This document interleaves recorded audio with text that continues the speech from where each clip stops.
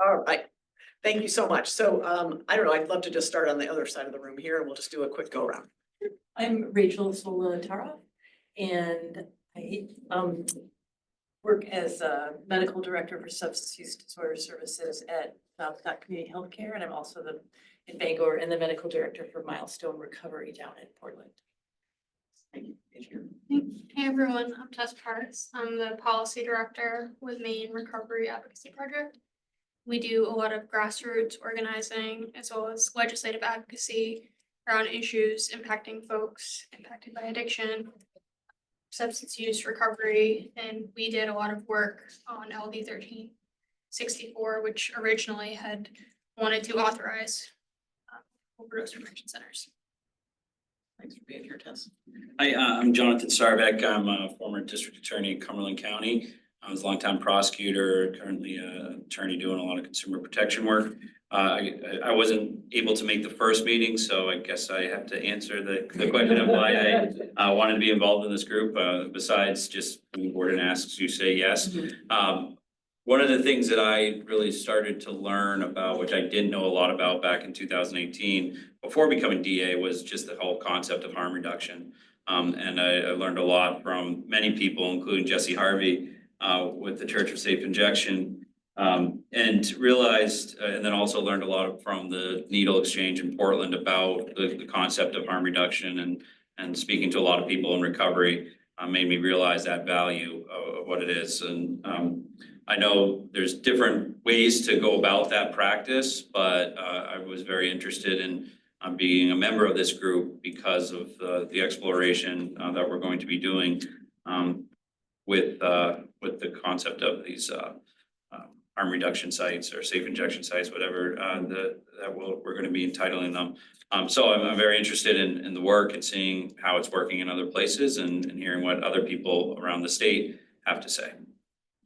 Thank you so much, John. Lisa Letourneau, internist by background, currently serve as a senior advisor in the commissioner's office at Maine DHHS. And filling in today for anybody who's new for Gordon, working with Carol here. Thank you, Lisa.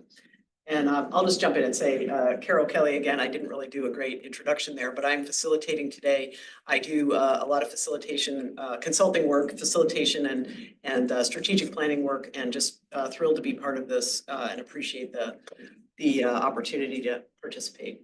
Jason Hunt, and I am the Director of Recovery, Outreach and Community Resources for Wabanaki Public Health and Wellness.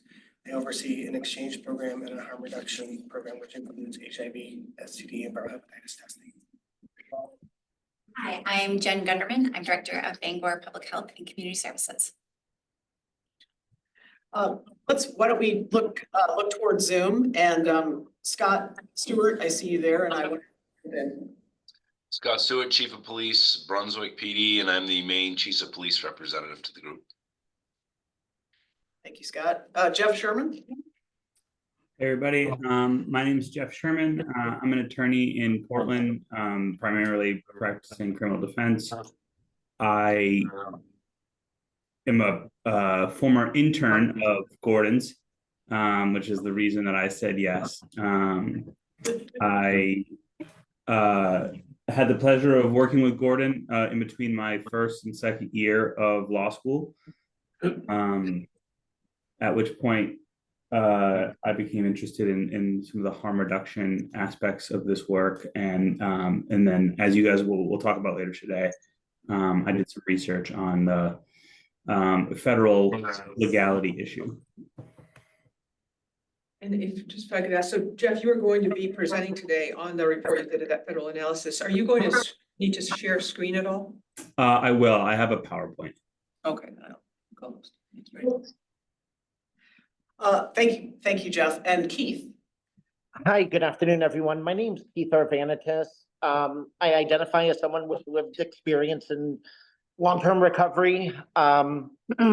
Professionally, I also work with Common Space as a program coordinator with the community, Common Space Community Support Center and Syringe Exchange Harm Reduction Program, as well as our incarceration program and our men's recovery houses.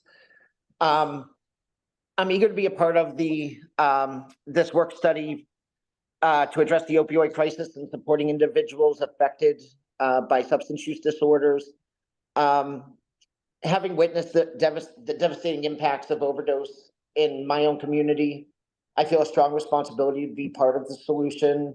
And I do believe that by participating in this, I can help raise awareness, reduce stigma, and provide essential support to those in need.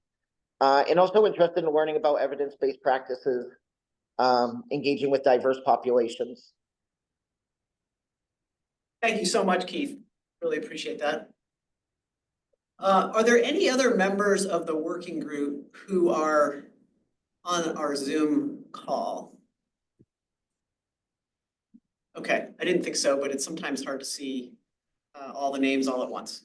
So thank you all, and I will ask that if you're on Zoom, if you could stay muted. We have a hypersensitive microphone here in the room, and I think we're just trying to limit the feedback loops that we're getting.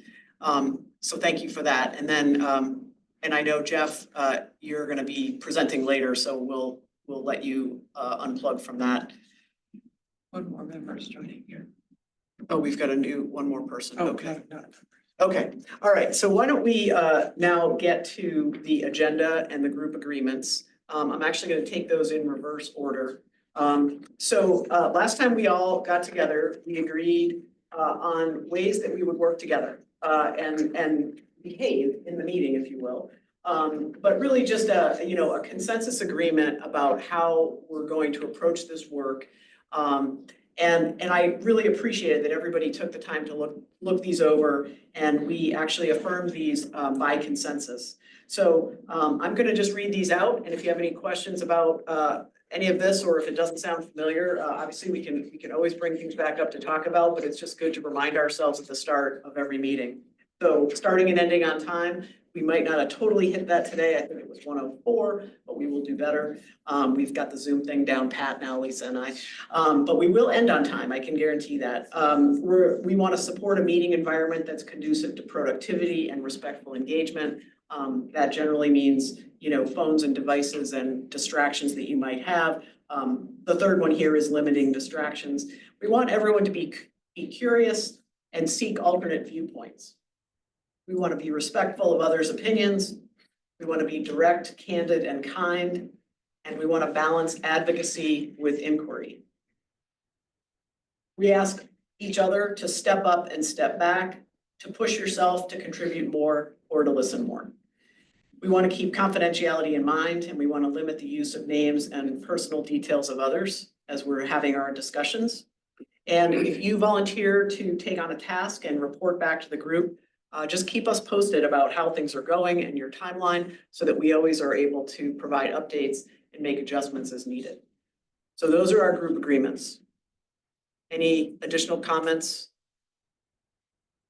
All right, I will extend another thank you because that's an important way to start. So next we're going to review the agenda. We've got a really packed agenda today. We mapped out this agenda based on not having a colleague from Vermont join us. And then we were actually in the 11th hour, we got confirmation that we have a guest from Vermont. So we're really excited. It is going to mean that we're probably going to have a more compressed discussion period at the end. But the pacing here is going to be, we're going to look at, we're going to hopefully affirm, make some tweaks if needed, the report from the first meeting. We're going to then turn to Jeff, who's going to give us an overview of his analysis of the federal circumstances, the situation, the possibilities, the limitations, have a discussion about that. And then Lauren Lehman from Vermont, Lauren is the general counsel for the Vermont Department of Health, is going to be joining us. And she's going to be telling us a little bit about how they have begun designing their operating guidelines for the bill that they passed last session. They have a new set of operating guidelines that have just come out. So we're going to get a chance to hear from Lauren and ask Lauren some questions, which is going to be great. And then we're just going to start talking. And so last time, just in terms of a framework for our scope, last time we actually brainstormed some working group areas of inquiry. We came up with about 10 of them. And that's part of the meeting report from last time. So I do want to just open up the meeting report and say, did anything pop out at you as either incorrect? Maybe I captured it wrong, or it just is inconsistent. Maybe there's something in there that just needs tweaks. We want to get that right. So any adjustments needed to the meeting report. And then we'll also make sure that those areas of inquiry are the best we can make them, because they really, that is the section, it's the whole second page of that report, and that's what's really gonna drive our approach. And we're gonna be seeking out reading material, things to listen to, videos to watch, guests to invite based on that framework. So we wanna make sure that it's always exactly what you guys are looking for as we move forward. So anything anybody flagged as you were reviewing the meeting report that you want to make that you want to have adjusted, or edits, improvements?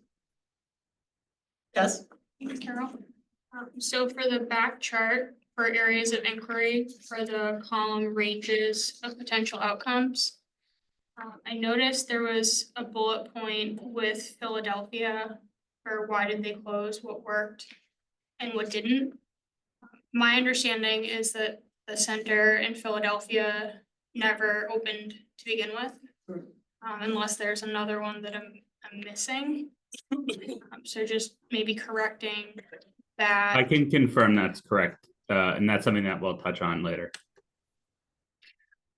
Jeff, just to be sure I'm clear, do you mean that there is a second one, or that is the only one? That the one in Philadelphia never opened. That's the only one that I'm aware of. Great, thank you. All right. And just one more addition for model examples. Could we add Insight in Vancouver? Great. Those are terrific, terrific tests. Thank you for taking a careful look at these, so we can get that right. Anyone else have adjustments? Okay, so given that, and assuming that I can get those two things correct, our folks, is there anybody who is not comfortable affirming the meeting report, accepting the meeting report from last time?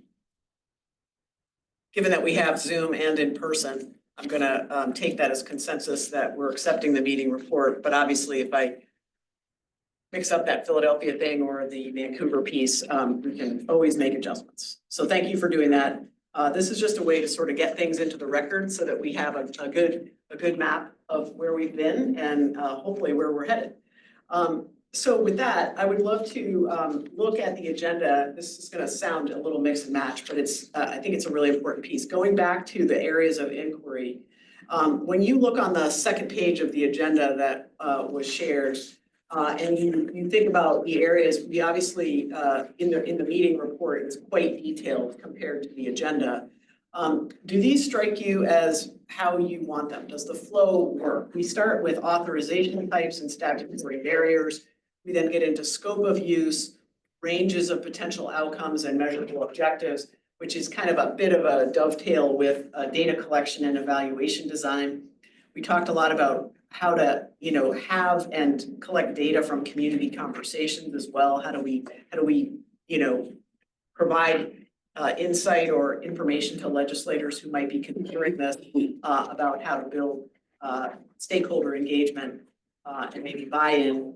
We talked about rural and urban settings, mobile versus bricks and mortar, and hotlines for monitoring safe use. I don't know if any of those last ones feel to you like they might roll up into some of the other categories. But the last one is model examples and comparisons. How is this feeling now that you've had a month to kind of let this settle in a little bit and reread it? Any working group members feeling like you'd make an adjustment to this for today? I'm going to ask you this every time just as a preview of coming attractions. So, okay. Because again, I want to make sure I'm providing the right content in the right order. And so I just want to cross-check. Yeah. Can I just offer a suggestion thinking about moving forward, the hotlines for monitoring safe use? Yep. I'm wondering if there's a broader category in terms of other support services, and then that can be moved into it so that we could just keep we don't want a long list of necessarily different strategies, but maybe a category around like ancillary supports or other models. And then we can put hotlines in that category. Just a thought. Love that. I'm seeing nods.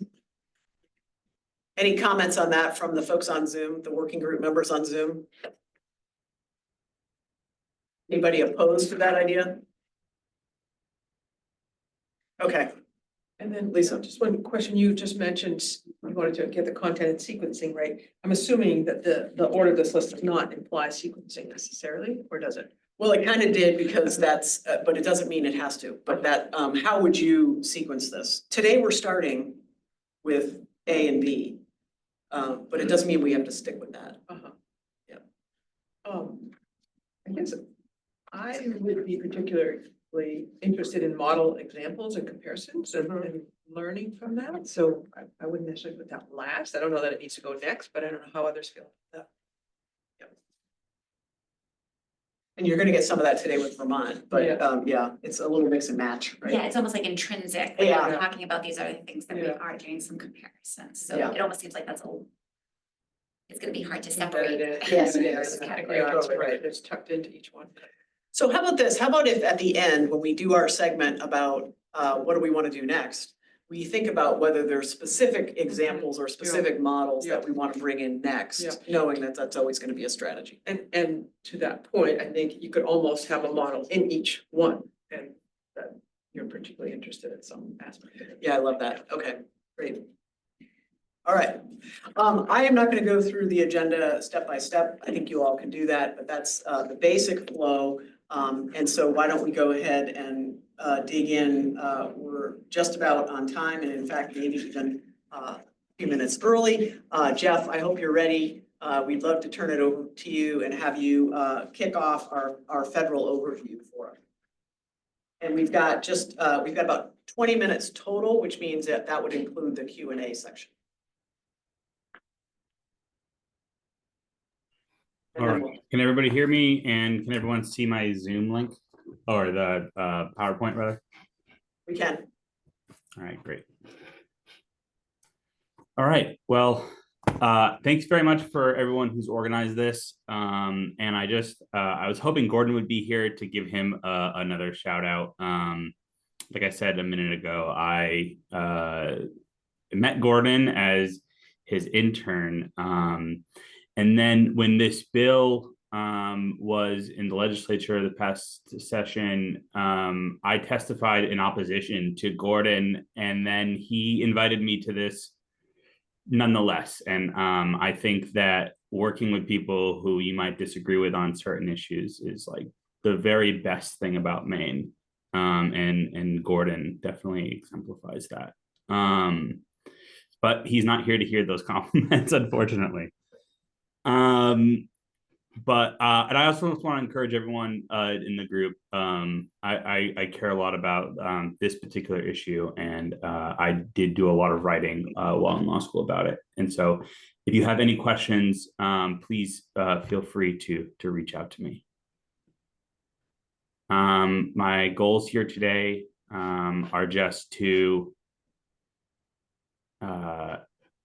explain the federal law that some claim supervised consumption, harm reduction health center. I don't know if we've decided what we're calling them, but this law that some people say supervised consumption sites violate. Unfortunately, I'm not going to leave anyone here with a satisfying answer, because truly the answer is that we don't know. There's not enough information for anyone to say definitively, yes, these violate federal law. No, these don't violate federal law. And I just want to flag, if you hear people speaking definitively about it, they're either misinformed or they're hiding the ball. Right now, we just don't know. And right now, I also just want to acknowledge my personal bias. I don't think that these violate federal law. But the legal issues are still undefined. So if you throughout this presentation, I'll probably drift into my own personal side of things, but I'm going to try to explain both sides. This is the law we're talking about, 21 USC 856 A2. It's referred to as the crack house statute. In this second part, it's unlawful to manage or control any place, whether permanently or temporarily, either as an owner, leasee, agent, employee, occupant, or mortgagee, and knowingly and intentionally rent, lease, profit from, or make available for use, with or without compensation, the place for the purpose of unlawfully manufacturing, storing, distributing, or using a controlled substance. And so just to break down what the issues are here, this is what the issue is. Whether or not a supervised consumption site and the people who operate them manage or control a place and knowingly and intentionally make it available for use for the purpose of using a controlled substance. And we'll come back to this slide later on when we get to kind of the legal issues. These are the potential penalties. And I think it's important to understand because a lot of this is about risk. This is the risk here. Criminal penalties are up to 20 years in jail or federal prison, $500 fine. Legal entities, nonprofit organizations can face up to $2 million fines, and civil penalties are $250,000. Who is potentially at risk here? We're talking about healthcare workers, supervisors, employees of the supervised consumption sites, the members of the board of directors, property owners, and the legal entity itself. That if this is a nonprofit, these are the people who are at risk. I just wanted to highlight, this isn't about whether or not the participants are violating federal law. It's very clear that they are. And just to establish, like, the issue is the sites themselves and the people who work and manage them, not the participants. To go over a quick history,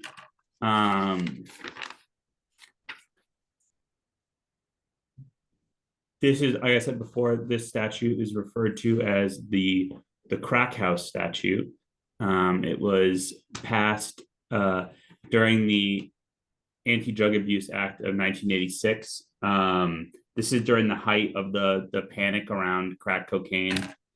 The bill is also like the thing it's known for the most is creating mandatory minimum sentences for crack cocaine, and that 100-to-1 disparity that you hear people talk about that has since been repealed. But the statute was truly designed to target crack houses. And then it was extended in 2003 when there was a panic around ecstasy and raves. And in both instances, the statute was designed to target people who were in control of either a building or a concert venue and were profiting off of people using drugs. It was hard to go after they could catch the drug users. They could catch if there was any dealing going on in these houses or at these concerts, but it was hard to go after the people who were really profiting. And so that was the goal when both of these in both of these pieces of legislation. So now we get to the case. There's one case federally that has interpreted whether or not supervised consumption sites violate federal law. It's United States v. Safe House. Just some facts about this. It was attempted to open in 2018. They went with an integrated model where people would come in, they'd have an opportunity to use drugs supervised, and also an opportunity to have access to social services, legal services, housing resources. I've also heard this referred to as the medical model.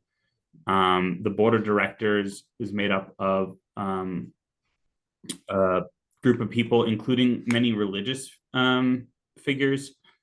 And that's important for a second argument that the people who controlled Safe House were making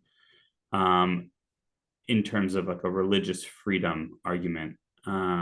This was set up as a nonprofit organization, and this is the first, and to my knowledge, the only case on this issue. Where was it, Jeff? Do you mind? In Philadelphia.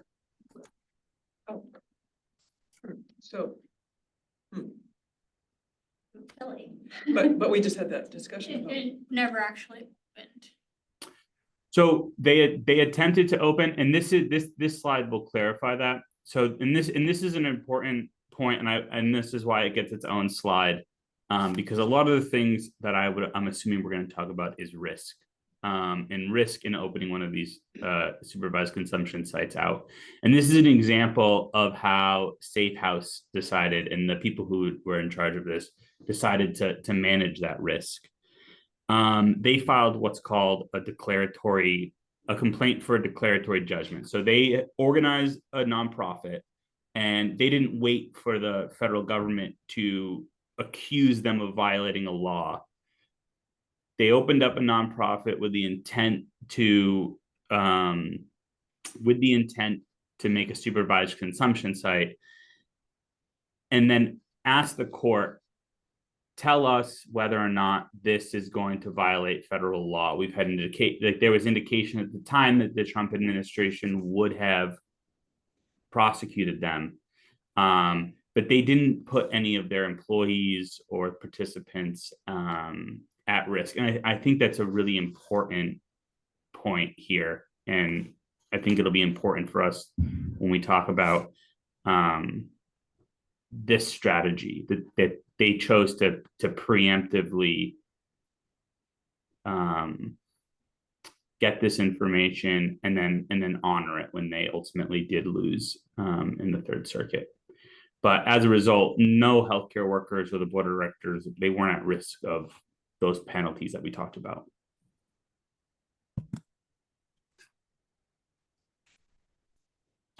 Here's a brief procedural history. At the district court in the Pennsylvania District Court, the court found that these centers did not violate federal law. The case went up to the Third Circuit, where the court found that they do violate federal law. It went up to the Supreme Court, and the Supreme Court passed on making any determination.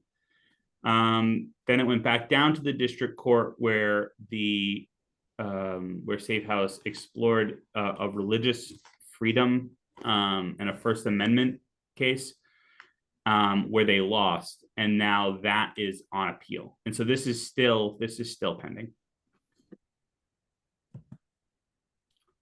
Another note that I thought was important to get its own slide was that this case is not binding in Maine.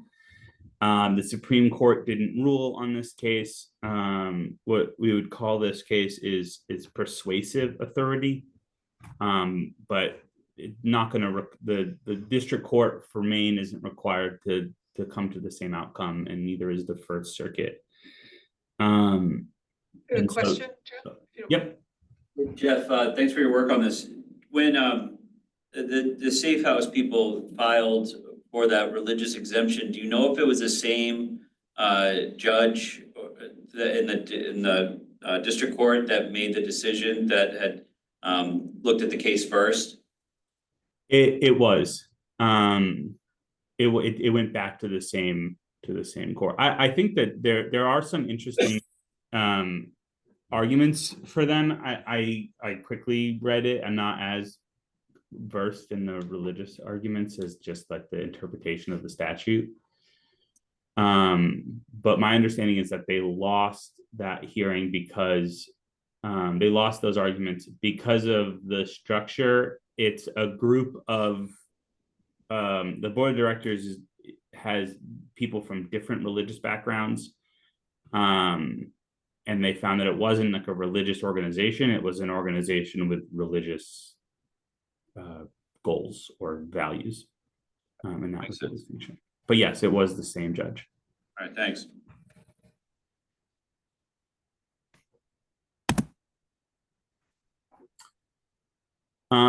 So I just want to go back to this one, just as a reminder, this is the law we're talking about. And so the issue right here is this language for the purpose of. So we want to know whether or not these sites will be managed or made available for use, and whether or not the people have the purpose of using a controlled substance. So the people who argue no, these don't have that purpose, which included the district court in Pennsylvania and several judges on the Third Circuit. They argued no, harm reduction health centers operate for many purposes unrelated to drugs, saving lives, getting people to have access to other resources while they're not in drug withdrawals. On the flip side, the argument is, regardless of whatever services are offered, the real purpose is for people to use drugs. And that's really the legal issue. There is one more issue, and that is whose purpose matters. And this is another distinction between the district court opinion and the Third Circuit. Doesn't matter that Safe House as an organization, their purpose is saving lives. Their purpose is, in fact, opposed to drug use. Their purpose is, and their strategy is, supervised consumption sites can lead to recovery. And so they have the opposite purpose of drug use, right? In fact, they are trying to stop people from using drugs with this strategy. On the flip side, the majority opinion in the Third Circuit said that when you analyze this issue, we want to look towards the participants, right? We want to look towards their purpose. Why do they enter the building? And it's quite an unusual holding, which is where my personal opinion comes from. And this is where truly the answer is we don't know, but I'm going to give a little of my own opinion. It's unusual for there to be a law where whether or not the nurse in the building is guilty depends on the mental state or the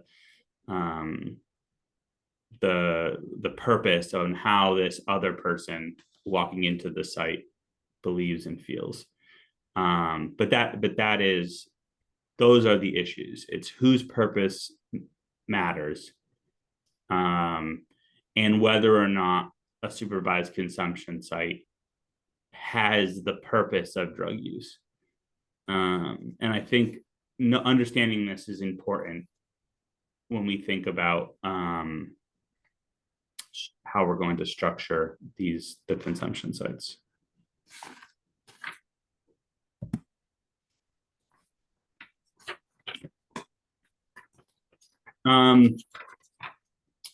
So now going to the question of whether or not these violate federal law, the crux of the issue.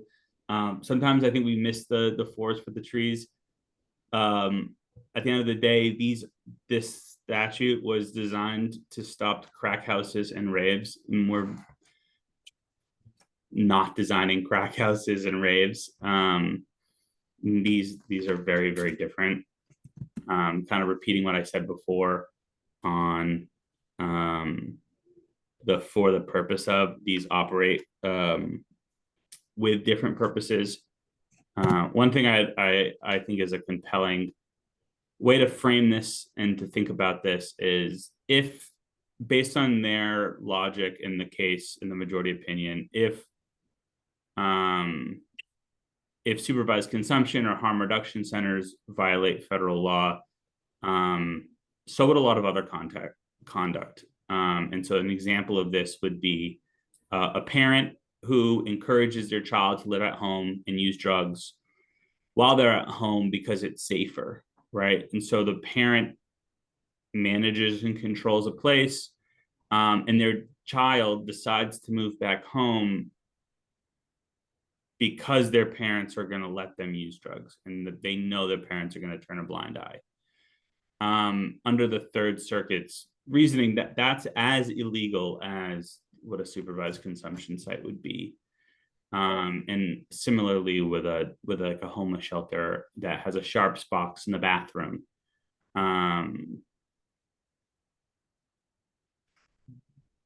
If a person is going to use this homeless shelter versus that one because they know that this homeless shelter will turn a blind eye and will let them use drugs, does that change the homeless shelter's liability? And so that's why I think that there are opportunities for the district court in Maine and for the First Circuit to come to a different answer, because the logical conclusions of the Third Circuit would be ridiculous. But like I said before, the real answer is that no one knows. There's no binding decision on Maine courts or the First Circuit. And truly, there are legitimate arguments on both sides from well-respected people who are making arguments in good faith. And truly, the only way that this will play out is through the courts over time. Which brings us to prosecutorial discretion. During the Biden administration, even though sites opened in New York City, Rhode Island, and Vermont, no new cases were brought.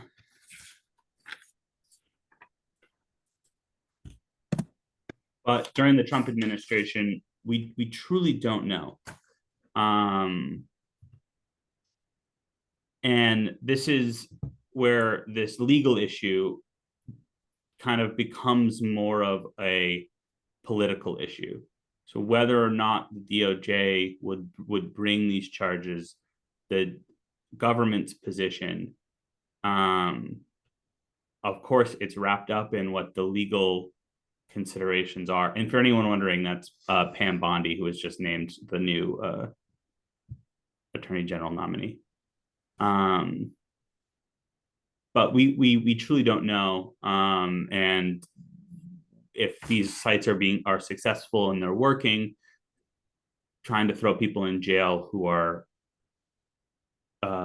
working there or running these sites might be very unpopular. But that is something we won't know until it plays out. And now I think we could open it up to questions and discussions, but I just wanted to reiterate, please call me if you have any questions about this. Thank you so much, Jeff. I think we've got a couple questions in the room. Jen, do you want to start? Thank you so much. This was incredibly informative. I thought you started your presentation by saying that in your introduction, that you testified against a piece of legislation. Is that correct for Maine? No, I testified in opposition to Gordon, who is testifying against the legislation. Opposition. Got it. Okay, thank you. Just was gonna ask why, but now this all makes sense. Thank you. Yeah, and I was just highlighting that. I think I appreciated that despite that, Gordon still asked me to be here, and it's something that I appreciated. Thanks, Jen. Rachel? Thanks, Jeff. It's Rachel Solotaroff. What do you make of the idea of purpose versus sole purpose? I mean, is it any purpose? Is it a predominant purpose, sole purpose? I mean, that's definitely part of those the opinions. I didn't get into it here. It's what level of purpose comes into play more Yeah. when it goes back to whose purpose you're looking at. So the district court and then the dissent at the Third Circuit, they did not think that supervised consumption sites operate for the purpose of using drugs, because the way that this one was set up was it's antithetical. They are for the purpose of recovery. When the majority opinion, they're looking at the participants.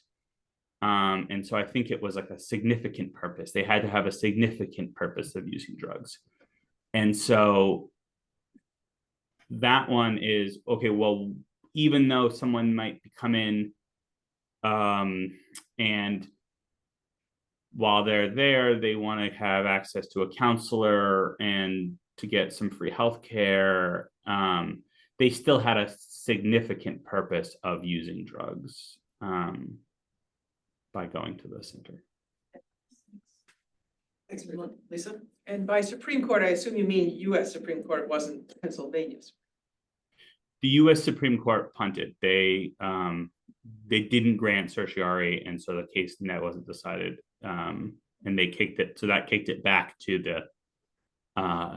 the district court in Pennsylvania. What was the word you said? They didn't grant what? That's a pretentious legal term.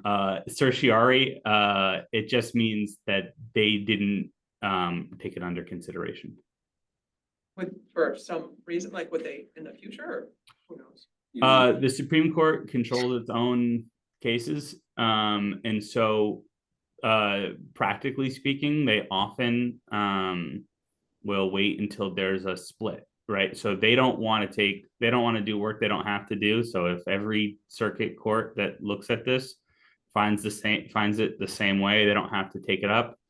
But if the next court that analyzes it comes out the way that the dissent in the Third Circuit did, or the way that the district court did, then you have two courts with conflicting opinions, and they're more likely to take up that case.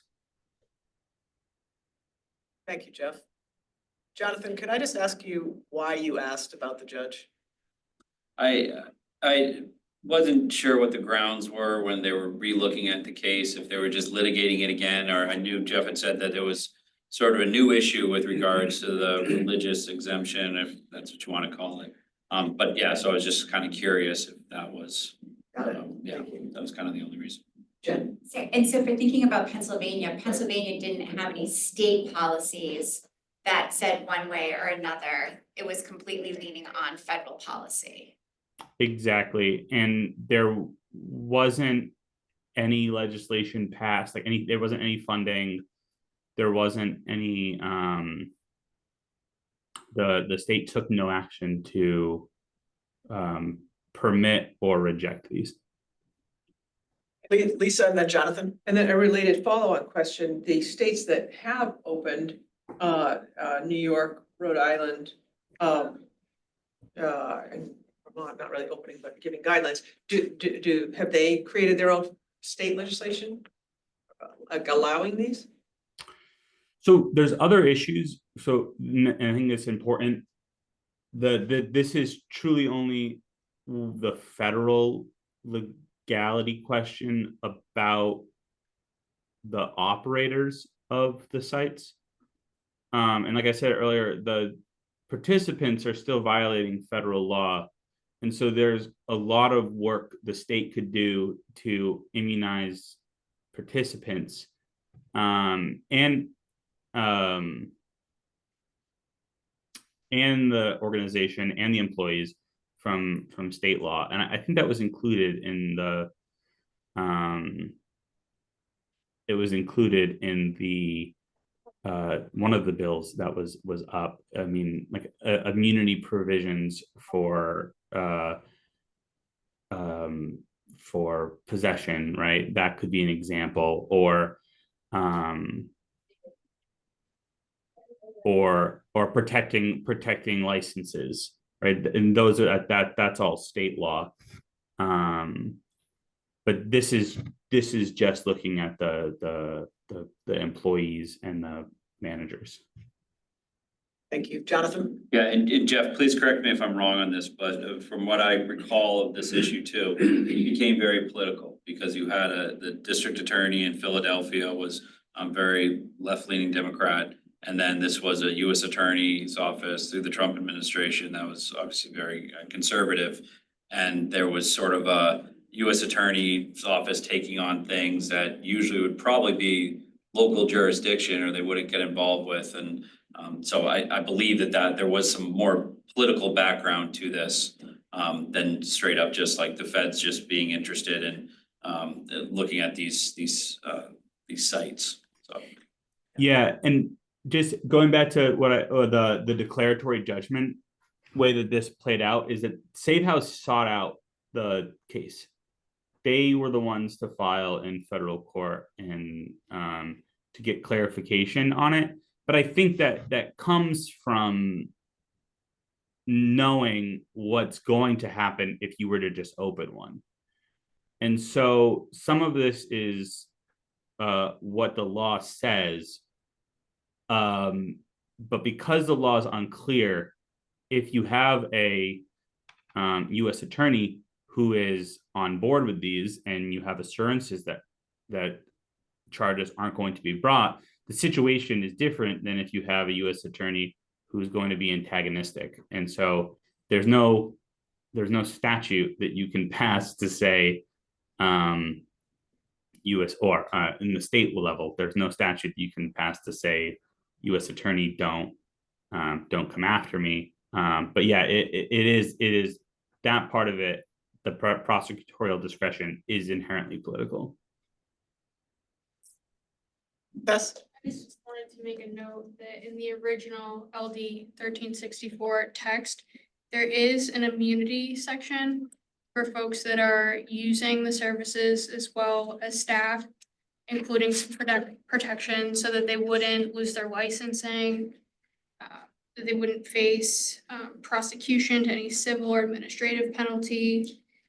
So this could, serve as a framework that maybe we should look over again as a committee, because I think with anything, the first group that you need to think of that you want to protect are the participants that are coming to the center and making sure that before such a thing would open, that they would be safe, as well as the providers. but that would only be on the state level of immunity, right? Yeah, Yeah, that would be. 'cause I don't think we could legislate anything federally.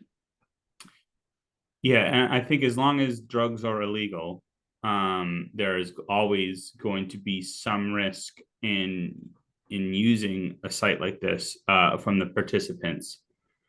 But I agree with Tess that there is definitely things that we can do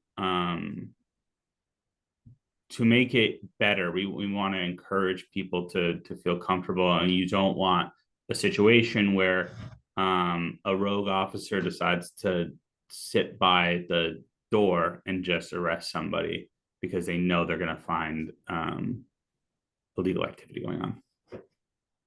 Thank you so much, Jeff. Oh, Tess has a Just follow-up. Yeah. one quick question. So for Jeff, with cannabis sales, adult use cannabis, that's not legal federally. And I'm not an attorney, Jeff, so how does that work in Maine now, where obviously all of these stores, they're violating federal law? How do we get around that to make sure that they're not at risk of being arrested? That's a really astute question. I really appreciate it because I should have brought this up in my presentation. And just to make the point that these every cannabis store could be charged with this tomorrow under federal law. And it actually the case against a cannabis store, legal or medical, is actually a lot clearer than it would be against supervised consumption site. Going back to what we were talking about earlier about the purpose. So a person who has a marijuana store, they are operating for the purpose of, they want people to use drugs. That is part of their business model. They don't have the luxury of saying, well, we truly want to, or maybe there'd be an argument for medical marijuana, but certainly for the other stores, their purpose is selling drugs and for people to use them. And so that goes back to prosecutorial discretion. It would be very unpopular for the U.S. Attorney's Office to start rounding people up. And so they don't do it. Maybe the circumstances will change and it will get that case. But for right now, they are making the choice not to bring those cases. Thank you so much, Jeff. And Tess, thanks. That's a really good perspective. Yes, yes. Yeah, Jonathan. I'm sorry if we're going too long on this, but Jeff, is there a distinction with the cannabis stores? Obviously, the cannabis stores have supply there. People go in and buy supply and I would believe leave. They don't actually use there, where a safe consumption site, someone actually brings their own, uses it there. So isn't that more sort of on point with this crack house statute? No, because yes, but the other language is for the purpose of unlawfully manufacturing, storing, distributing, or using a controlled Okay, got it. No, thank you. It'd be slightly different, but it would still violate this law. Yep. No, thank you for that other language. Great. So what I want to flag is that when the clock strikes 2, which I think it just did, Lauren from Vermont could be joining us at any moment. But so that we don't lose a minute or a second in terms of this important conversation, I want you to all be thinking and perhaps even float a couple early thoughts on this, because a key question I want to walk away from is, what do we want to ask Maine's Attorney General that would help us understand more about the statutory barriers, the authorization types and the statutory barriers for Maine. And those are 2 of our areas of inquiry that we're zeroing in on today. So because we don't have a presentation from the Maine AG, but he did offer, please send me questions. I'd like to accumulate those questions as we go here. So. Great, and Jeff, feel free to take down your presentation if you don't mind. We do have Lauren joining us now. We're on for 2:10 there. Lauren Lehman, thanks so much for joining us. We're just wrapping up another conversation and right back to you. And so do you want to continue that as questions now or tee it up for later? I just was teeing it up as let's set the stage. So yeah, so if everyone could be thinking about what's the question or 2 that you would like this group would benefit from getting answered from the Maine AG, start thinking about that. But I think we can just go ahead and dig right in. Lauren, thank you so much for being here and especially because I think it was relatively short notice. So thank you so much. We're very excited to have you here to tell us about what you've been working on in Vermont. We've got about 20 minutes set aside. I was hoping that there might be time for some questions included in that 20 minutes. But I will turn it to you to give us an overview. Everybody received the guidelines. So if you just want to introduce yourself, and unless you prefer, I wasn't going to go around the room and give you, let everybody introduce themselves. I can get the names of the working group members separately, if that would be helpful. That's absolutely fine. Thank you so much. Hi all, my name's Lauren Lehman. I'm the general counsel for the Vermont Department of Health. Unfortunately, I am the lowest person on the totem pole for this project. But given the holidays, I am who is available. So I was intimately involved in working on this project with folks, but I would say our harm reduction division lead is Nicole Rao. Obviously, Dr. Levine, our commissioner, and our Division of Substance Use Director, Emily Truder, are very familiar with this project and have been working on it longer than I have. So if you need additional resources or would like follow up at a later date, they can, of course, provide that information, and hopefully I'll be a adequate substitute for them today. I do, as general counsel for the Department of Health, I do want to say I'm not giving legal advice in any way. So hopefully that's not construed that way, but I am here to present on our effort in our project this summer. So as many of you may have reviewed the operating guidelines, the operating guidelines were mandated by the Vermont General Assembly this past session. They were included in a piece of legislation that was adopted by the General Assembly by a very narrow margin over a veto by our governor. And they are operating guidelines, so they are not rules. They have no force of law in the state. But we would get some deference if they ever came to a court, but they really are to serve as guidance for any entity that wants to serve as an overdose prevention center in the state. The legislation that created them, Act 170, let me see here. Of course, I didn't have it right at the tip of my tongue, but the act that created them, Act 178, it also included, it set up a framework for the establishment of overdose prevention centers in Vermont and created an appropriation and grant program for one specific OPC in Burlington. So the guidelines themselves are to be general and not specific to that Burlington OPC. So we really work to try to craft a broad set of guidelines that would could fit any sort of community that wanted to develop or organize its own OPC, and not just one that might be in the Burlington space, although that was obviously the one that was on the minds of folks when they were drafting the legislation.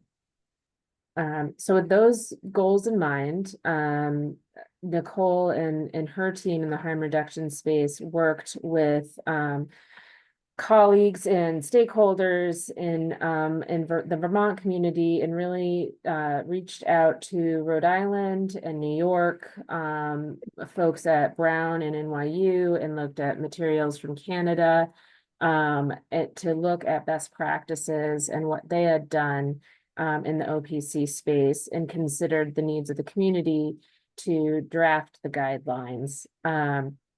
And then I looked at them from a legal perspective, and together we worked through the language. And that was a fairly boring process, but we drafted that. And then we got into the much more interesting process of engaging with our stakeholders. We started, we did a very broad and reserved a lot of time for stakeholder input, wanting to ensure that we had a lot of feedback. We engaged with the Drug Policy Alliance, the Harm Reduction Coalition, local branches of those, and national. Also a lot of local stakeholders in our community, the Turning Points, a lot of provider organizations, including professional boards, people with living experience, people with lived experience, and coalitions and organizations of the same. We worked with the Burlington mayor in that space as well, because their select board is charged with having to develop their own OPC. And then most of the comments we received were around the physical space. So we had some discussions about mobile versus fixed. We had in our discussions with Rhode Island and New York, as well as just our team's awareness of the shifting and trends of use, recognizing that smoking is becoming much more ubiquitous. Felt that we needed to have some safe practices in place for allowing smoking in an OPC, and so had put conditions into the guidelines regarding ventilation and ensuring safety of staff and other users in that space, and received a lot of feedback about that, a barrier that could create. So we worked with stakeholders on timeline and compromises to recognize that smoking is definitely, going to be something that needed to be accommodated. We had some concerns about allowing outside use given where the legal protections might lie under the law for use. And so, the law allows certain immunities when you're within the space, but it wasn't clear that that would necessarily be outside of the space. And so that was a condition we worked with, and we came to a compromise of allowing kind of a gradual development for a fixed space of ventilation over a at least 12-month period, and if extra time is needed, continued engagement on extensions of time, but with the expectation that a ventilated space for smoking usage inside would eventually be created. For mobile spaces, again, we worked with kind of the understanding that if it was going to be allowed, it needed to be outside of a mobile space, and working with the community to understand what was legal. We really tried to focus the guidelines on the internal space, recognizing that it would be on the OPC and the community in which they're in to come to agreements about location and law enforcement and emergency services. And we do push in the guidelines to some degree to have those engagements. We require, a community service assessment, engagement with individuals with living experience and lived experience, as well as engagement with other community members prior to opening an OPC in a community. However, we didn't dictate that, and we didn't feel it was our role as the Department of Health to dictate what that experience would look like, as it wouldn't be one size fits all for all communities. And really, we focused on what the internal space should look like, both for access and for safety. I think the other things we had addressed were security. We had looked at security as a mechanism for protecting people inside the space and making sure people had safe access to inside the space. When we engaged with the community, I think folks brought to our attention that, security could actually be a deterrent to people in accessing the space. So we had that conversation a lot. We talked about observation and balancing the needs between observing enough that that folks were present and served the purpose of observed usage without making people feel really uncomfortable or not, again, deterring use of the space. And then we talked about staff, again, striking a balance between providing staff with sufficient immunity that they felt comfortable providing service there, but also not providing so much immunity that people could be taken advantage of by staff or professionals who were working outside their license or working in an inappropriate manner. So those were all considerations that we worked through in comments and discussions with our community members. So far since then, it's been very well received. We haven't heard from Burlington much. The ball's really in their court now of that now they have to, with their select board, develop a grant proposal, identify the location, identify a grant that meets these requirements in the operating guidelines and any other components, including agreements with the local healthcare community, the local law enforcement, et cetera, local emergency services.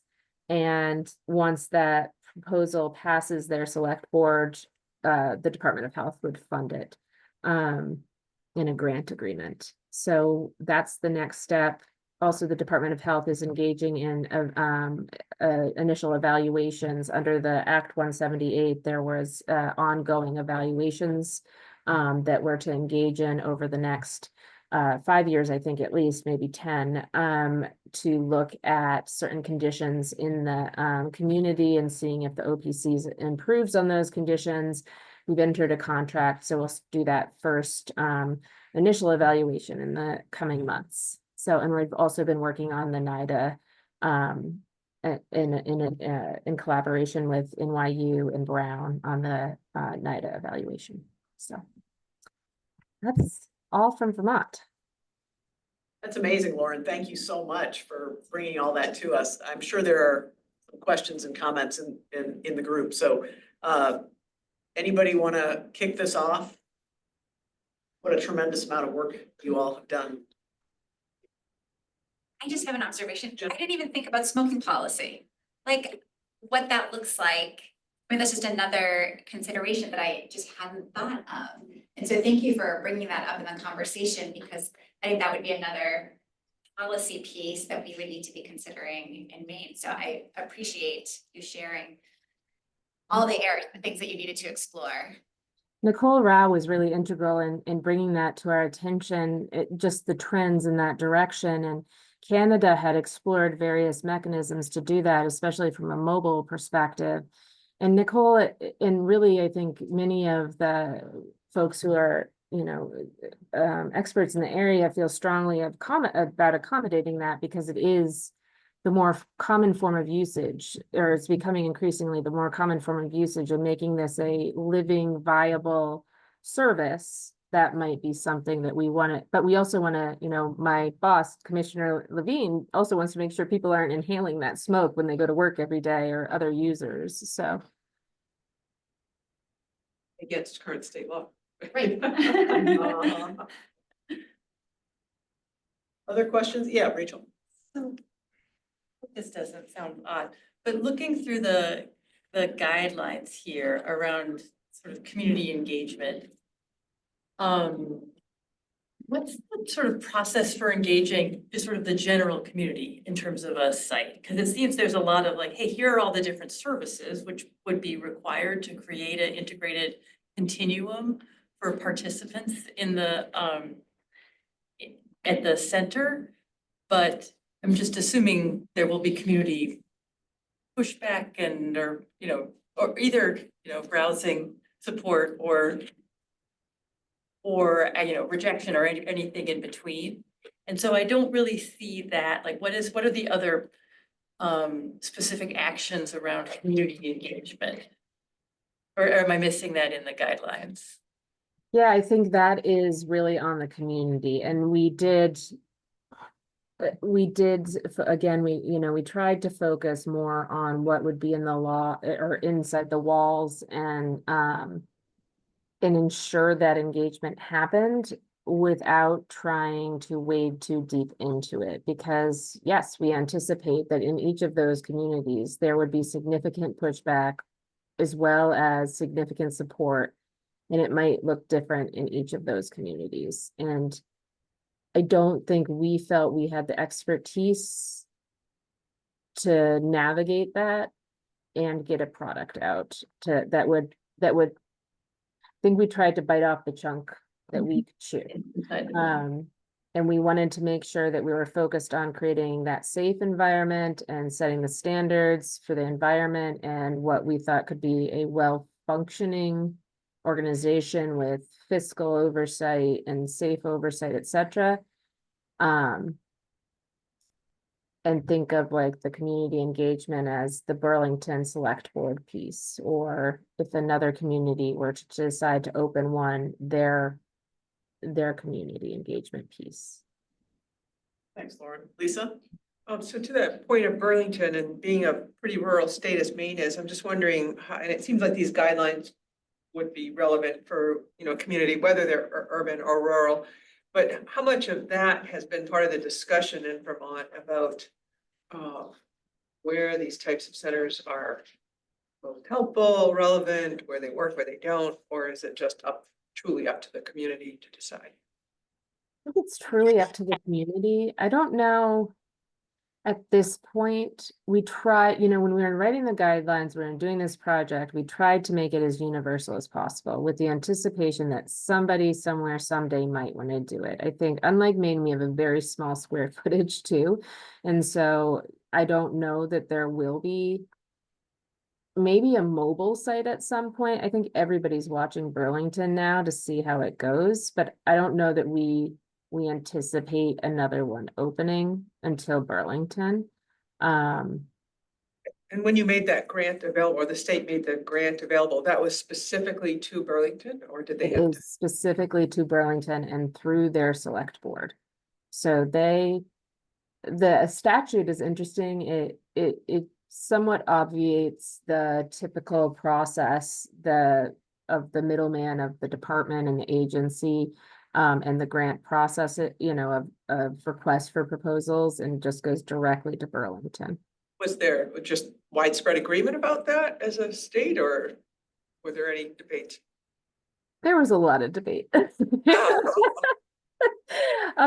So what we have is we have an opioid settlement advisory commission, and this was paid for. The grant comes out of the opioid settlement funds, and the recommendation from the opioid settlement advisory commission last year was was to use the funds for the overdose prevention center. And our governor did not agree with the use of the funds for that purpose. And then there was significant debate in the legislature. The legislature did choose to pass Act 178 and develop an OPC.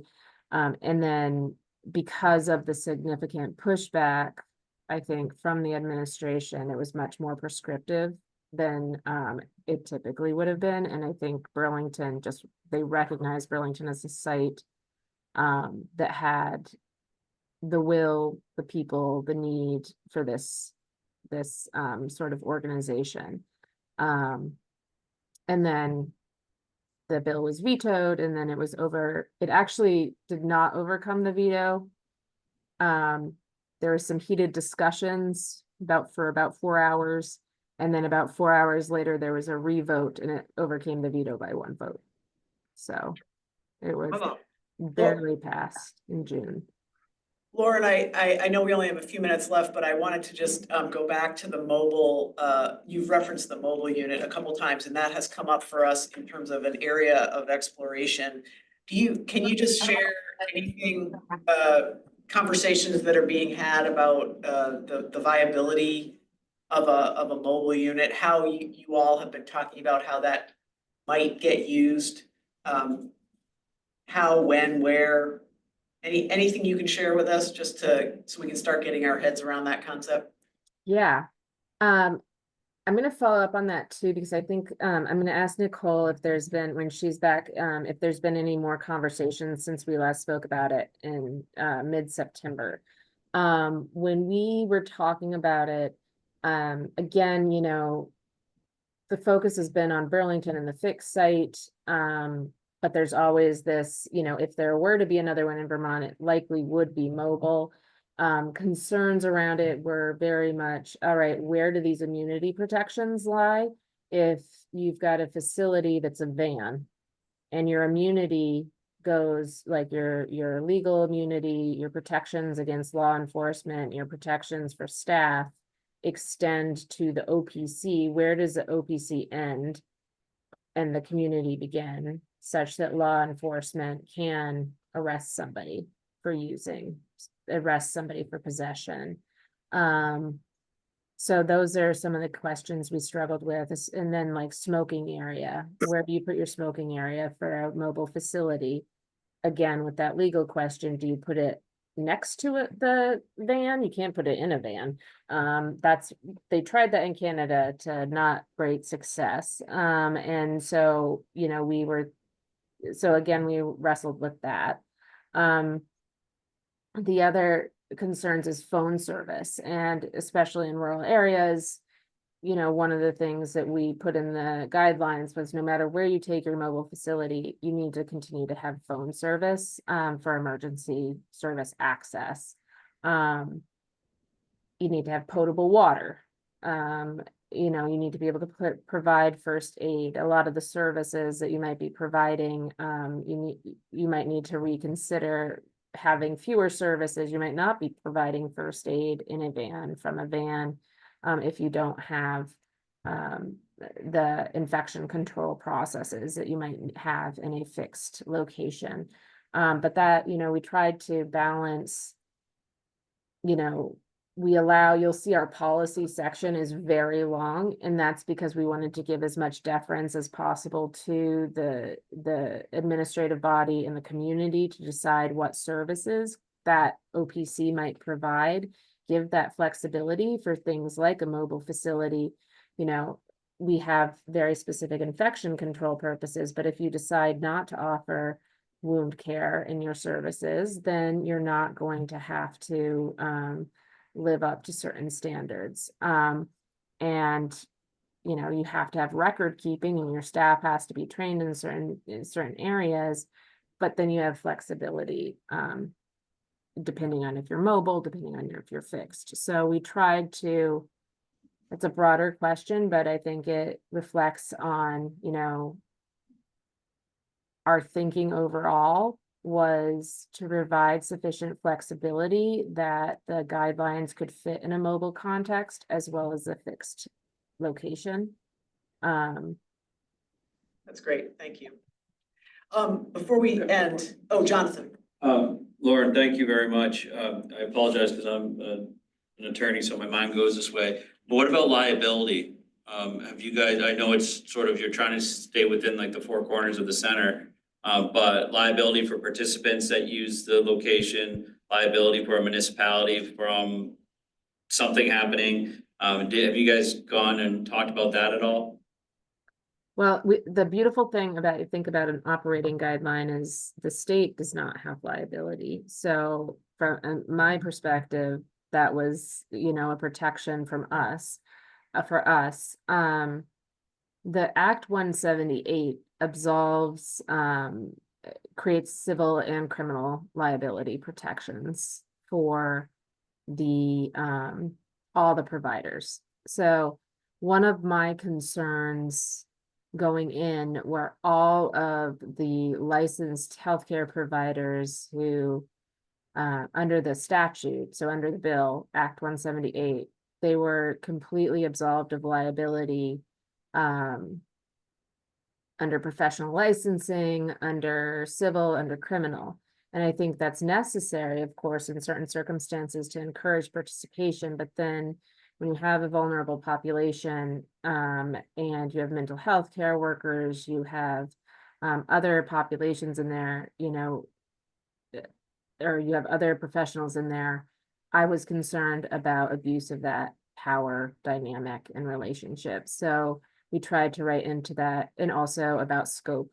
We tried to write into the guidelines some protections about staying within scope and standard of care.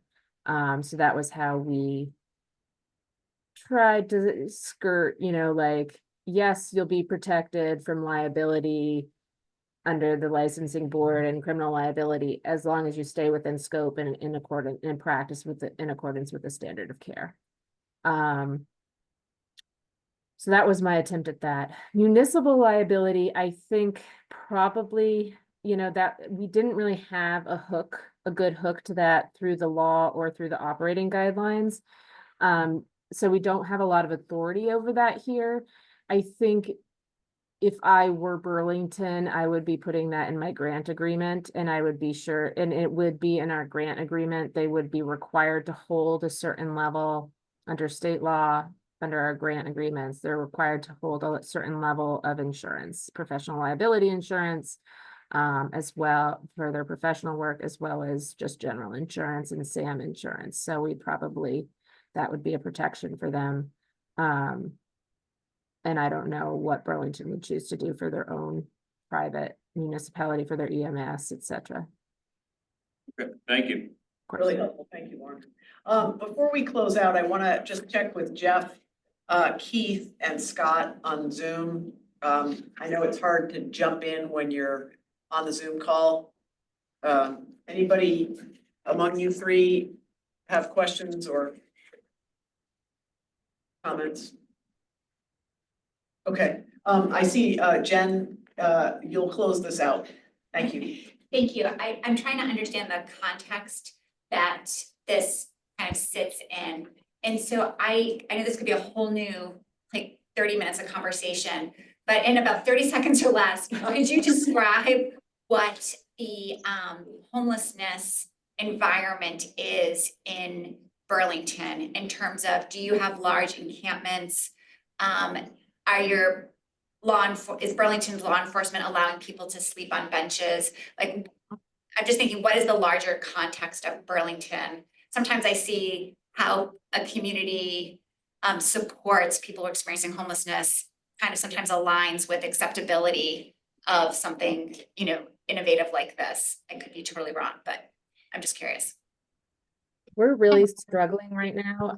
I can't, so, I really can't speak to that from a professional's perspective. I don't work in that space much. The Department of Health isn't really involved in it. I can explain from the Vermonter perspective, if folks are open to hearing that. We have, over the last almost 5 years now, sheltered folks in hotels since the pandemic, and we have struggled with shifting that program into a more sustainable shelter program. And this fall, a lot of kind of sharp deadlines took effect and people were removed from the hotels. And so right now we have quite large encampments in Burlington and around the states. We have managed to open some small shelters, but not enough. So we do have a large unsheltered population in Burlington right now. On December 1st, the hotels will open again. So a lot of those folks will be able to move back into the hotels. But it's unclear right now, or I think this legislative session, there will be a lot of kind of figuring out what our next steps are, again, to transition out of that hotel program. So it's really on a statewide level at this point. The Burlington community does not have any warming shelters at this point. And so that's a big concern as well. Thank you. I appreciate that. Thanks so much, Lauren. Oh, Keith, I see your hand. Keith, you're muted. Hi, sorry about that. I just have very intermittent service, so I apologize. Thank you, Lauren. I was wondering, does the center have policies regarding law enforcement, like when they can be called, reason for them visiting, and how does it align with the center's harm reduction approach? So we, again, we focused within the four walls, and the statute, the law, the act says that people are immune from criminal liability and being arrested and within the four walls, and from warrants and other law enforcement engagement when they're inside the OPC and when they're within the block. And like, there's it's a challenging, like, legal language. I'm interested to see how it plays out in the courts. It's like, if it's foreseeable that the person is on their way to the OPC, then they can't be arrested for X, Y, and Z. So it's interesting, it'll be interesting to see how that gets interpreted. I think it's really gonna have to be about partnerships between the community and the law enforcement agencies about how they address law enforcement interaction around the perimeter of the OPC and what that looks like.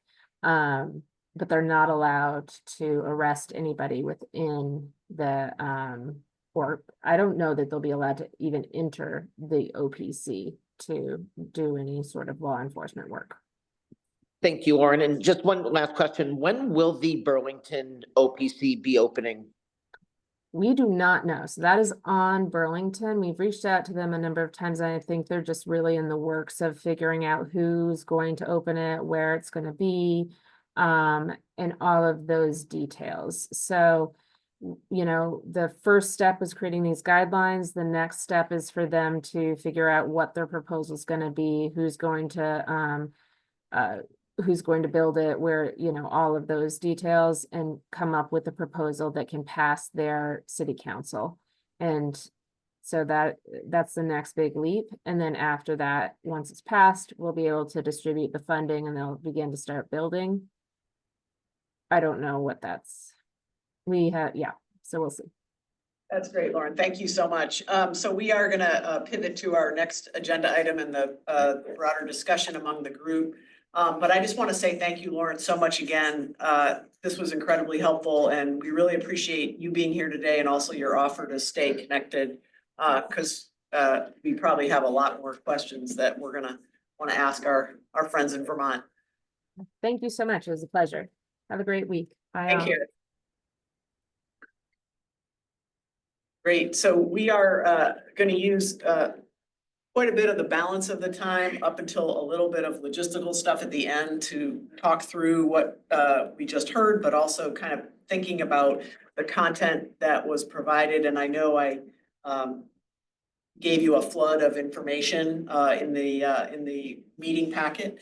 But I think if we really think about our areas of inquiry and continuing to stay zeroed in on federal and state authorization types, statutory barriers. Obviously, these are, as Jen and Lisa said earlier, they do kind of blend together a little bit. But when you think about those two things, one, do we have questions we want to submit to the main AG before the next meeting? And it doesn't mean that now is your only time to ask those, but if we have some that we can get out and discuss, that would be great. Is there other information related to these topics that you would want to pursue? So again, related to the first two areas of inquiry. And just thinking about the reading, the watching, I don't know if any of you had a chance to take a look at that webinar, but also the testimony from Maine legislation, which I appreciate the folks at MRAP putting together for us, testimony from past legislation. There's a lot of good content in there. So I just want to open it up for discussion with about 15 minutes of that, and then switching to logistics like what's our next meeting plan? Who do we want to invite? What do we want to read, et cetera? I don't know if anybody is interested in kicking off either reflections on what we just heard or where we might want to go from here. Scott, I see your hand. Thanks. Yeah, and this may not be, I may be jumping ahead, but I had reached out to some of my colleagues from other states. Do you want me to talk about that now or after? No, that would be awesome, Scott, because that was one of the items on the agenda. Appreciate it. Yeah, so some of my colleagues in New York State had sent me some articles, and I can forward one in particular along, was that they had noticed, they did a study and they saw a rise in property crime, not violent crime, but property crime by 167% around one of these sites. It was, I can send that to everybody, or what's the best way to do that? Send it to me, Scott. Okay. And then I'll just make sure everybody gets it. Okay, thank you. Yeah, thank you. More to say on that, though? Was this New York City? It was. Okay. Yeah, it was. And actually, they kind of laughed at what they've been called different things over the years, and we had to make sure we were talking the same thing. So Yeah. All right. Well, that'd be great. Good. Can I just ask, Scott, any other observations from your colleagues or?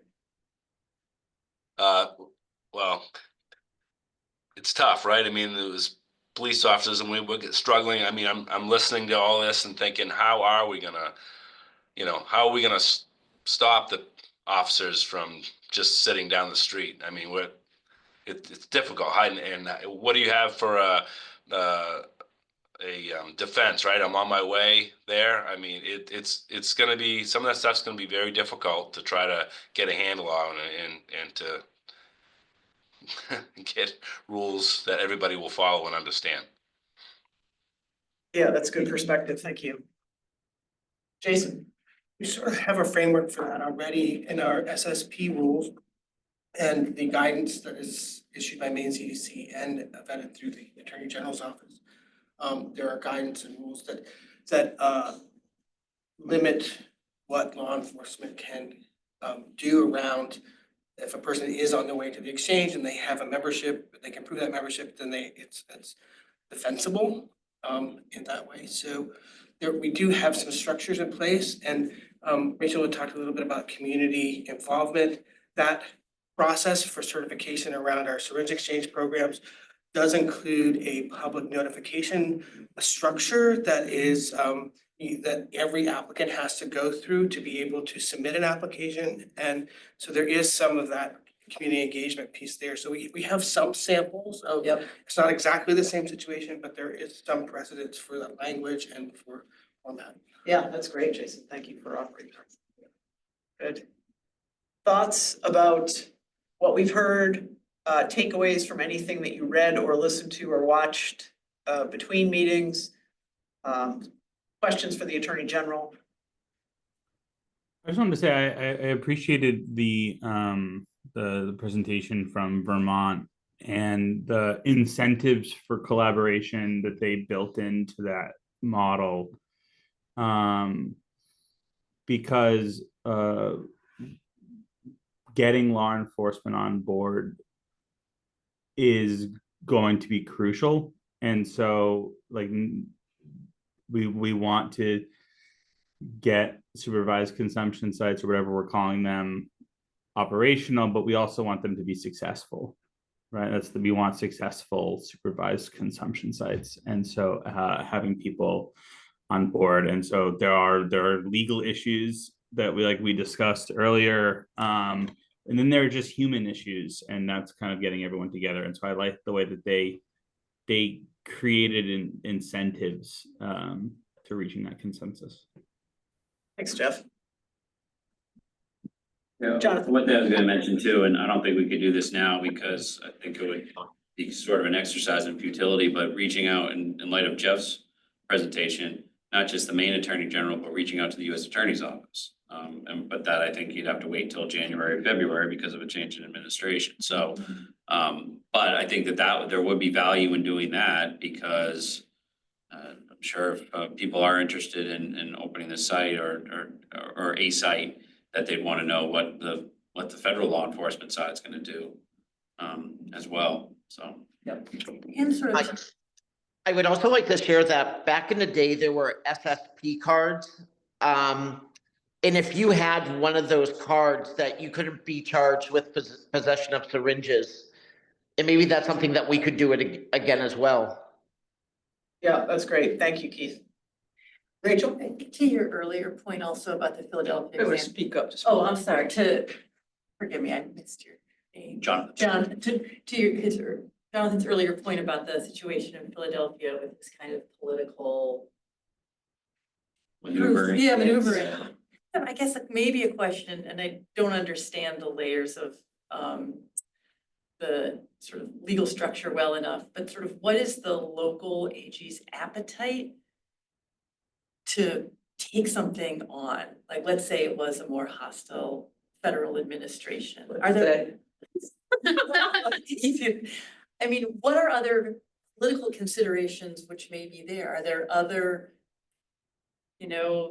potential battles with the feds that are on the horizon? And is this one that they would say, we can't fight this one now because we've got that one?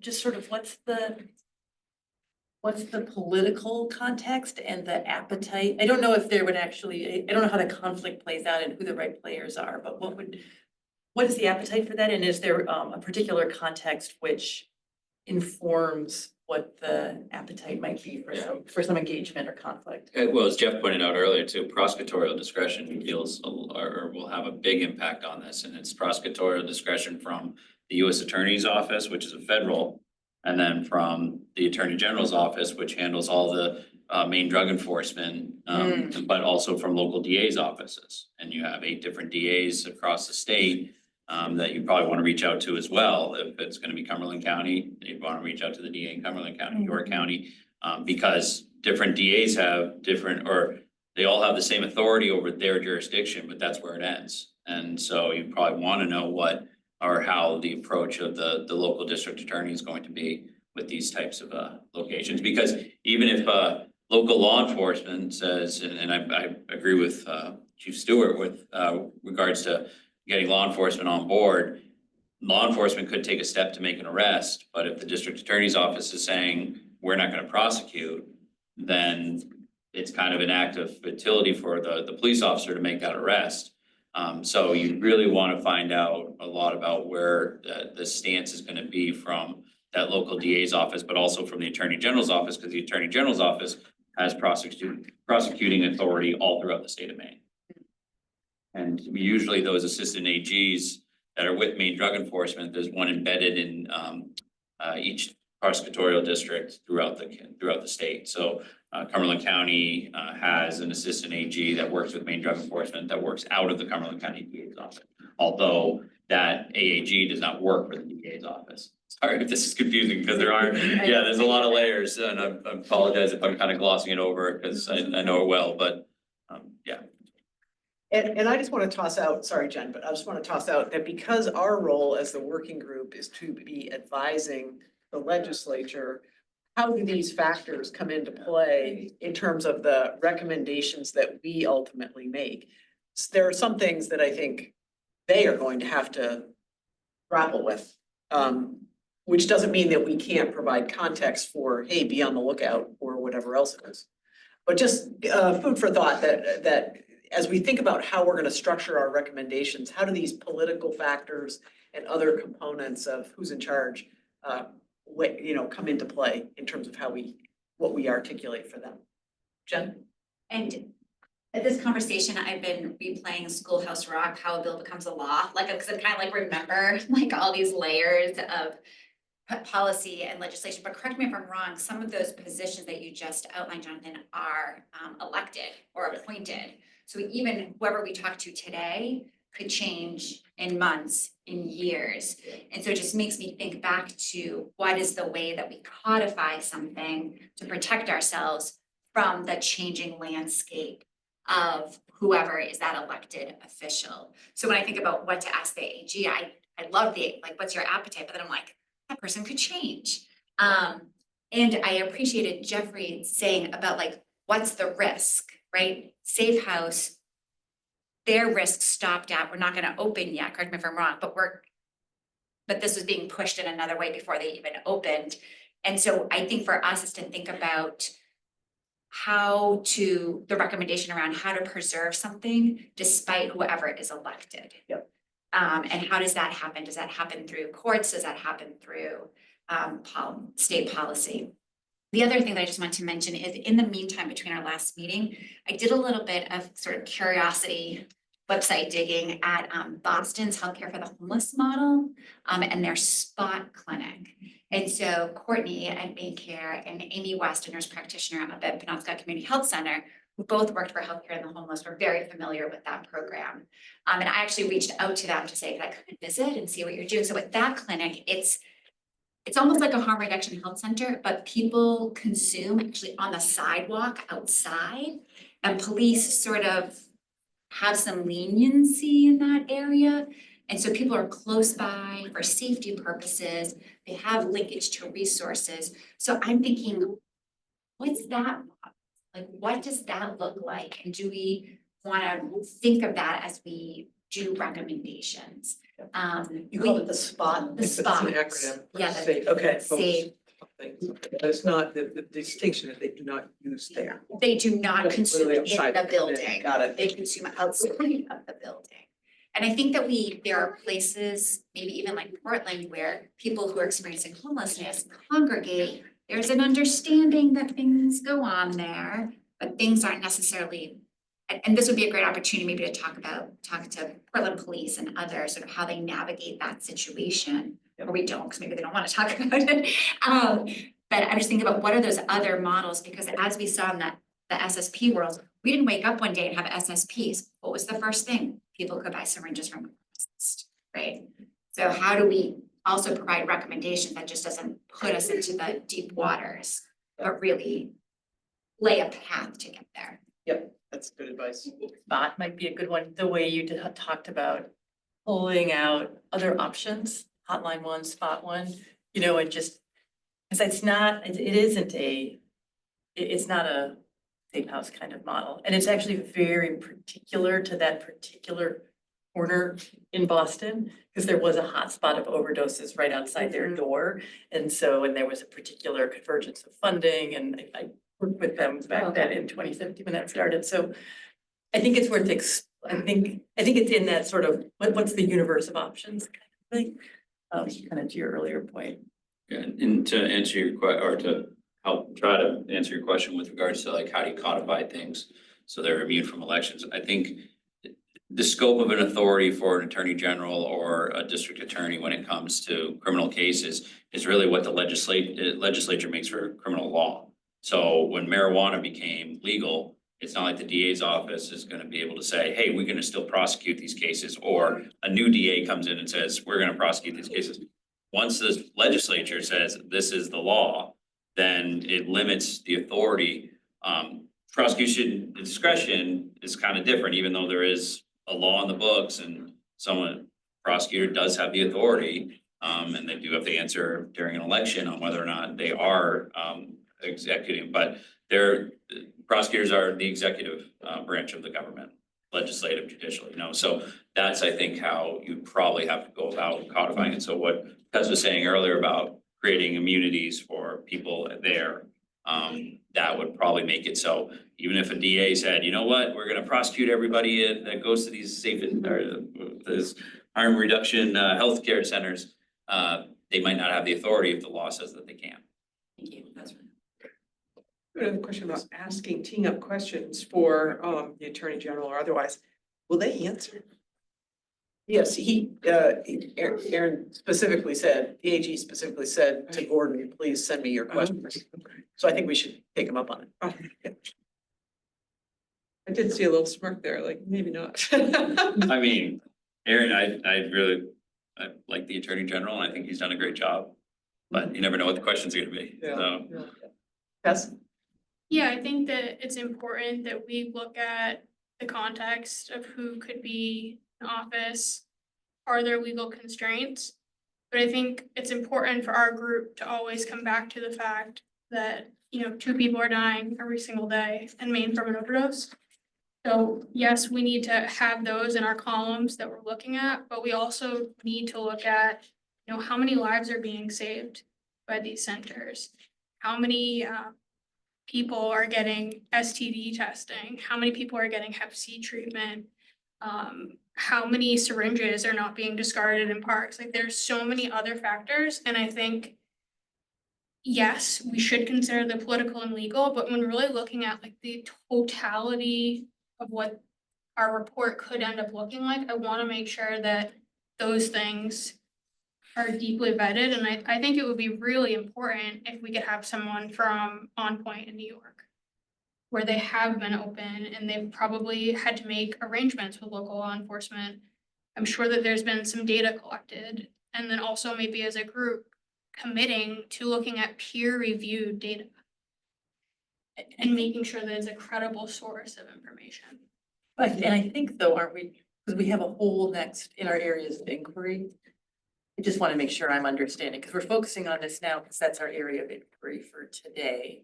But we'll spend a good chunk of time on those other elements in future meetings and areas of. But we can, as we talked about in the beginning, like if there's a specific active model or likely model that, you know, something that's in play, feel free to just pop that up like Tess just did and say, Yeah, I you know, think- let's. Just to clarify, I was more commenting on the video we were sent, that Yep. Alex Crawl did, where he went through a lot of the peer-reviewed research Yep. on some of the items that I had just touched upon, so I just wanted to, you know, elevate Yeah. that information for maybe folks that haven't gone through it, like it goes through the cost savings of millions of dollars by opening up a center. Yeah, but I have an unfortunate hard stop at 3, so I'm just gonna go back to you. Yeah, good. On Thanks. next steps and. Yes.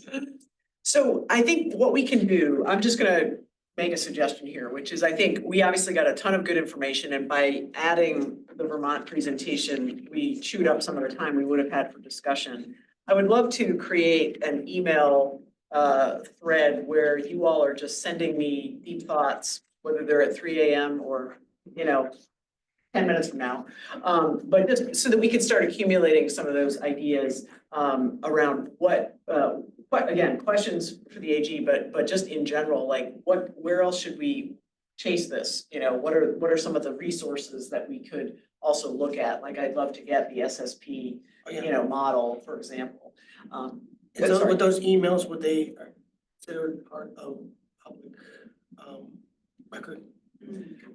Well, I think what I could do, how about this? I could create a Google Doc, which might be easier anyway on my end, where you're all just populating suggestions. Just want to make sure people Yeah. know if they're sending you suggestions. Yeah, that's good. Okay. Good thinking, Jason. So yeah, we could get everything all in one place. So what I want to ask about, I did put out a doodle. I'm gonna get to like logistics for a second, just so I make sure we don't lose that. I did put out a scheduling doodle, and there were 2 dates among those who answered, and not everyone did. There were 2 dates that popped up. And so I just wondered if maybe we could just take a minute and everybody could open their calendar or commit to doing so soon. December 20th, both of these are Fridays, so we're on the Friday train. December 20th from 10 to 12, and then January 10th from 1 to 3. I wondered how those sounded. Both Fridays, both would be in this room. December 20th works for me. I know I'm done teaching on December 6th Oh. on Friday morning, so Okay, I'm more available. that's great, John. That's looking, I'm not seeing any, Can you say those dates one more time, Carol? sure, it's Friday, December 20th, and then, excuse me, Friday, January 10th. So December 20th is the police academy graduation, so the sheriff and I won't be there. All right, that's not good, Scott. So let's keep going. If you could jump on the doodle that I sent you all and just respond to that, that'll help. Because it was a low response rate. I just thought I'd test it. Scott, is that all day? So are you not available at all that day? It starts at 10, gets done at noonish, so. Okay. So we could potentially do 1 to 3. 1 to 3. Yeah, you want to try that? Okay, let's switch that out 1 to 3 and see if it works. I could do 1 to 3. All right, thank you, Scott. I'll Appreciate be that. coming back from Vassalboro anyway, so I had answered no, I think originally, Yeah. I think on my doodle, but. Yep. All right, thanks for jumping on that. Okay, so that was the first question. I think we've answered the question about what are we gonna do next, in that you're gonna send me, I'm gonna send you a blank Google Doc and you're gonna send me your suggestions. But I really would love to kind of zero in, hearing what you just heard from Jeff and from Lauren, and just thinking about Vermont, and then kind of going back and looking at our areas of inquiry. Give me some like things that are burning for you. Where do we want to go from here? Do we want to take these roughly in order and look at C and D, scope of use, ranges of potential outcomes, similar to what Tess just described as one example? Do you want to jump over that and see if we can find somebody to talk about mobile units or rural settings? Any thoughts? Jen? Question, do we have to come to consensus in this working group around going back to Tessa's point about what the evidence says? Like I feel like our conversations have been around, yes, we think that, but then I think about the other perspectives, and I think I might be working under a huge assumption. So I'm wondering if it is an important time to talk about what the evidence says, so that we can have conversations based upon the evidence. I That we find can that very be in that same Yeah. page. Yeah. And we can and in that, understand other people's perspectives and pieces of information that they're looking at to help make their perspectives around the centers. I feel like we're at that conversation. Yeah, great. I don't know, was Yeah. that? That's a really important conversation. So is it a conversation, and this is really an actual question, is it a conversation or is it just us flagging what the methodology is or what the evidence or the peer review component is to each of the pieces of information we share? Like, what I don't want to do is get us in a quagmire around what's legit evidence informed or evidence based and what isn't, like, what are those definitions? Would it just be, I think, unless you gave me some examples of what you're talking about, could we just say, hey, here's here's data that was collected in a such and such survey? 600 plus people responded to the poll, or how would we I don't do think this? there are systematic reviews out there that bring together the evidence that have done all the hard work of what's a legitimate, like what's a strong study and what's a not strong Is study. there a systematic review of this body of work? There are a Yes. few, Oh, okay. yeah, and I'm happy to share some of that. I actually did this as a case study in my epidemiology class. So Okay, students great. did some of this work. No, that's really So helpful. I'm happy to provide what we found. Yeah. But I'm thinking that we as a group Mm-hmm. want to have a conversation on where we stand as our language and messaging around harm reduction health centers. Are we in agreement or not agreement or nuanced around what we feel around the implementation of these centers? In other words, are we all in agreement that there's benefits, enough benefits to overcome the negatives, or is there a lot of nuance to that? So can I just go back to the roles, responsibilities, and general process and decision-making that we talked about last time? The working group does not require consensus, but it will seek consensus whenever possible. So we agreed to that, which doesn't mean we can't, hopefully by consensus, go back on it. But no, I'm not suggesting that. But we don't require consensus, but we will seek consensus. To me indicates that we can put out recommendations, and because we're not the deciding body, right? We're making recommendations. Because we're not the deciding body, we can make recommendations that don't necessarily reflect everybody's belief or Absolutely, understanding. yeah. Yeah. And maybe consensus was the wrong word, but I think an understanding of where people are coming at to this conversation, because we're all coming in with our own readings and assumptions and feelings, that having a conversation about the evidence from all the different disciplines. Yep.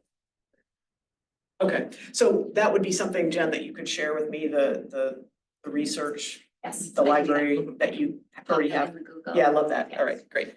All right, that sounds good. Tess? Also, a few annotated bibliographies with Fantastic. data that I'd love to share. Okay, fantastic. Good. So for next time, it's 3:00 and I know we need to jump because I made a big speech in the beginning about ending on time. But please just be on the lookout for a link to a Google Doc so that you can plug into this. Thank you so much, Jeff, for the presentation, Jeff, Scott, and Keith for joining on video, and to all the members of the public who joined us here today for your interest in this issue. Really appreciate everybody making the journey to Augusta, and we'll see you all hopefully on December 20th for info to follow. Great. Take care, everybody.